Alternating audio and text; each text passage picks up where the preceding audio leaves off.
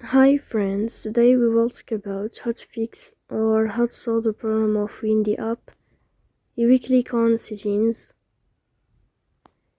Here in this page you will go to apps, default apps, app settings.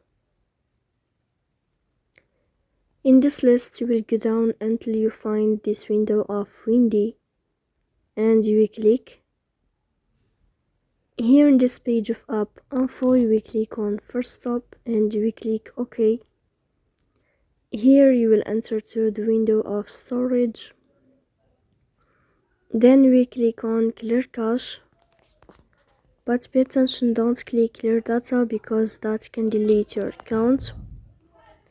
In the end you can turn off your phone and you can wait a moment to turn on your phone again to fix that problem. So please don't forget to support us by like and subscribe. See you next time.